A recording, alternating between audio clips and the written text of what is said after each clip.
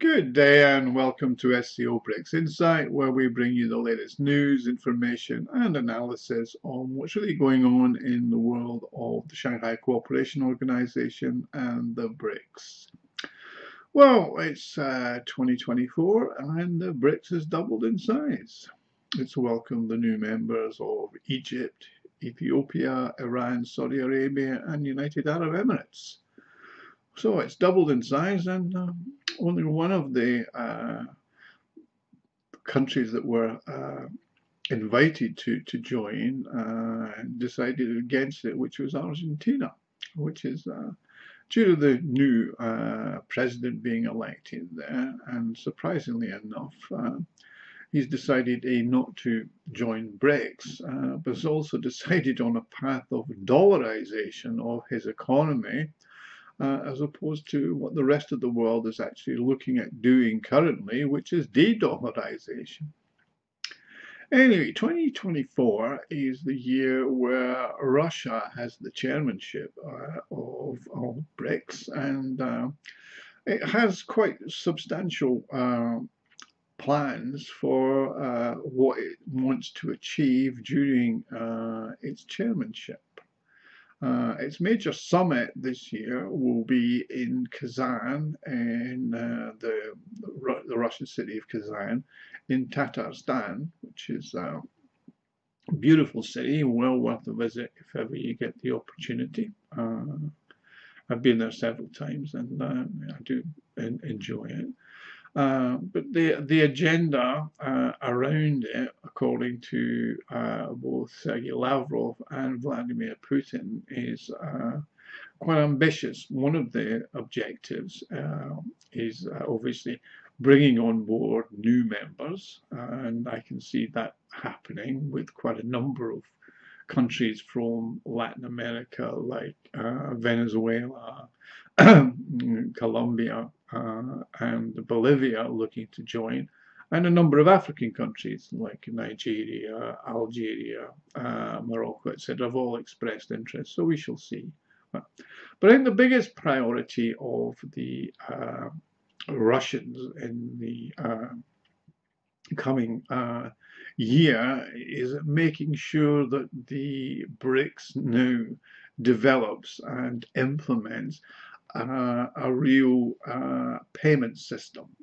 Now, what they need is a payment system that's similar in functionality, I suppose, to how the SWIFT system works, the Society for Worldwide Interbank Financial Telecommunications, which basically is a messaging service that provides messaging between the banks and the transfer of money. Now, the bulk of the SWIFT system was mainly using the dollar and the euro, which dominates it. And the major problem is SWIFT is it's totally dominated by the US, and they've cut completely off Iran, and they've pretty much cut the majority of Russian banks off the system. So for BRICS to really function, it really does need to have its own cross-border payment system that works particularly for their own currencies and trading in their own currencies.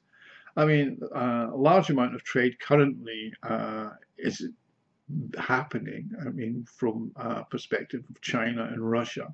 Something like 90% of the trade between Russia and China is either done in ruble and yuan. And China and Saudi Arabia currently trade both in the Saudi riyal and in the yuan. United Arab Emirates trades with the dirham to the yuan, and obviously with rupees to India, etc. So a proper cross-border mechanism for trade will happen. And it's becoming more popular, not just within the BRICS, but for countries to trade in their own currencies, bypassing the SWIFT system and bypassing the influence of the US. Also, looking to borrow is another way avoiding the dollar is borrowing in your own currency or in a currency like the yuan. I see that a number of currencies have issued panda bonds, which are yuan-denominated bonds that are raised and sold in China, which is quite a popular move. Now, Jeffrey Sachs, who's a very well-known economist from around the world, he's worked in Russia in the past, in the 90s, was an advisor to the Yeltsin government for whatever that was worth, and also has worked in China.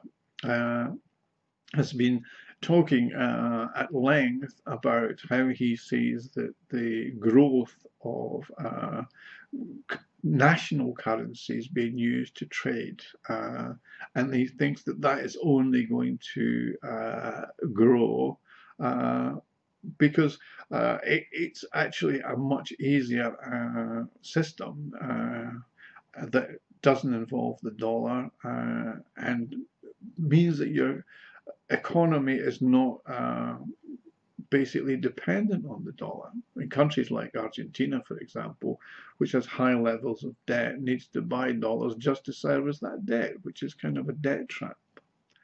Whereas the BRICS, if it can develop its own currency system for payments and cross-border payments, will be a boon to whatever is happening.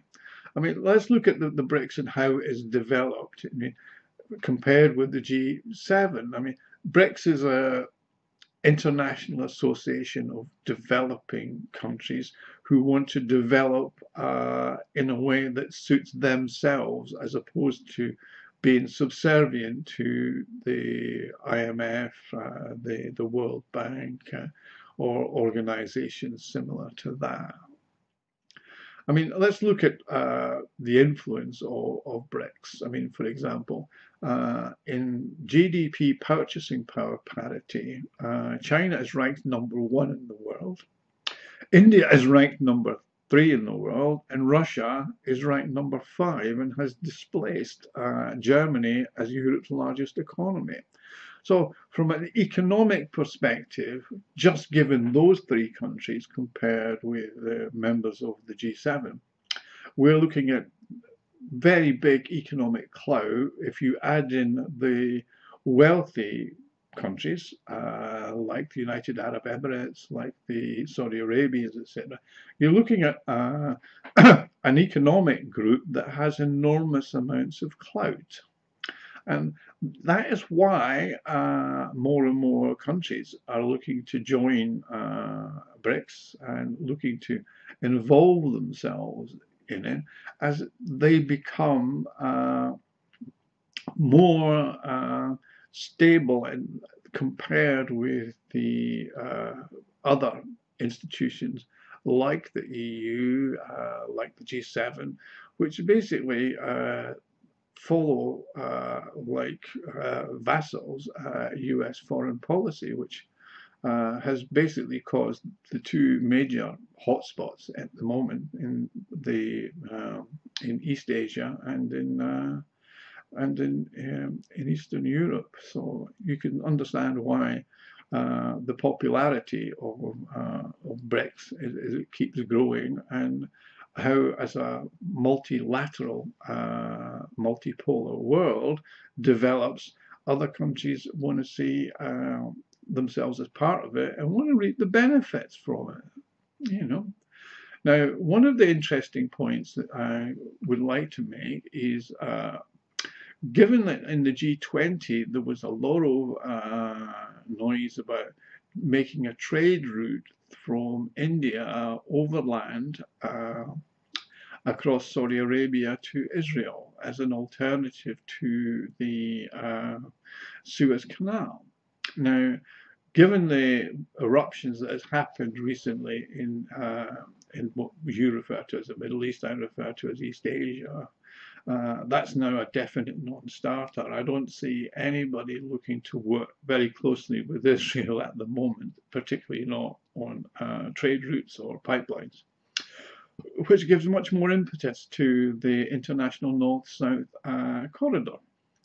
which Russia, Iran, India, and Pakistan have been talking to along with China. I mean, basically, this is a route that goes from Russia across the Caspian, then via Iran, either rail or road, to the Iranian port of Kandahar, and then on by ship to either India or to Pakistan, or on to other parts of Asia, India, and China. So we'll see how that one develops, but that's certainly given an impetus to what that's happening. Anyway, I hope you've enjoyed this short video, and I'm glad to